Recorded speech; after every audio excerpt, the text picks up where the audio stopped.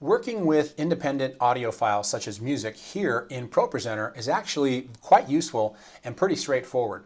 So to access that capability, I'd like you to navigate over here to your toolbar and click on the audio button, or you can navigate over here to the top menu in the view option, mouse click on that and select audio bin, which will do the same thing. Now I'm also going to ask you to load the audio clear button as well, because we are going to use that. I'm going to show you what that does in just a moment.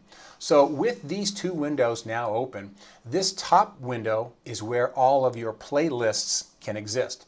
Down below is where you will see the music. So for instance, this first playlist, I'm going to change the name by gently clicking on the text there, and we're going to call this, let's call this song set 1. And let's create another playlist by navigating straight down to this plus down arrow button, mouse click on that and select new playlist, and let's call this song set 2. Now let's click on the playlist that we want the music to go to when we import. So I'm going to click on this song set 1. Then I'll navigate all the way down here and I'll mouse click on this plus button and I'll locate the music that I want, and I'm going to click on that file there. I'll command click on that file and that file. So we have a couple of waves and an MP3 music file. I'll navigate over here and select open, and now these three songs appeared and they exist in this playlist. Okay, so of course I'm going to click on song set 2. Let's do one more import. I'll navigate down here to the plus, and this time I'm going to select that song, that wave, and actually let's get that one as well. So then I'll click on open, and then of course then these three songs will exist here. So the great thing about this is with whatever playlist I have, I can, let's say from this set number 2, I can take this victory and success theme, mouse click, and drag it into playlist 1. And then of course when I click on that, there it is. And it just duplicates it, which is not a bad way to go, because you can swap music back and forth and create a custom playlist if you'd like. And of course you can give the name a little more detail than what we just did. So to play the music, it's actually very easy. You can navigate down to one of these music files, click on it, and it begins to play. Now I have the music muted so you can hear me and not the music, but a few things are happening. The music is playing. If you look straight up here at the top, there's a few things going on up here that I want to explain. First of all, here's the name of the file that's playing. These are the audio meters that represent the volume. They're bouncing. Over here, there's a play pause button capability. There's a time duration as to how far into the song we are, and then over here is how much of the song is left. Now I also can mouse click on this little guy here, mouse click and drag it back to scrub to the beginning or scrub to another point in the song.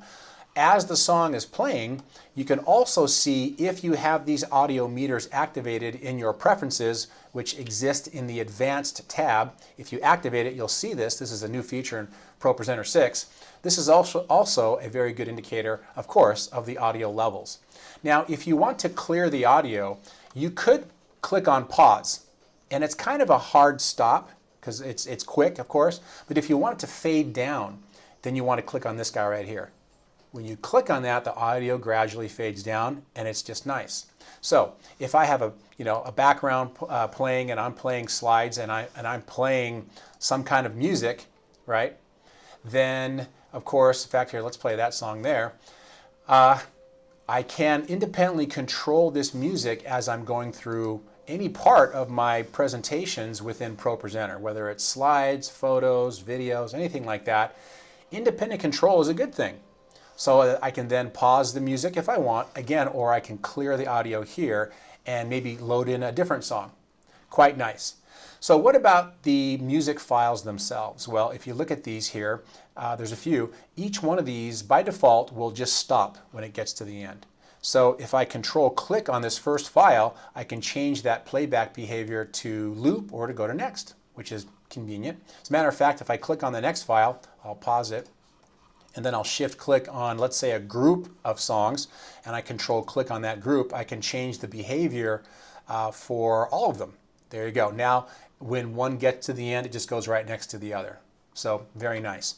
And there is an effect between the music that can be changed down here. It's basically a fade between the two songs. And you can change the duration here. I'd say 1 second is pretty good. There we go. And if you click on this button here, actually it was on, but if you click on it, you'll see the little blue. I know it's kind of hard to tell.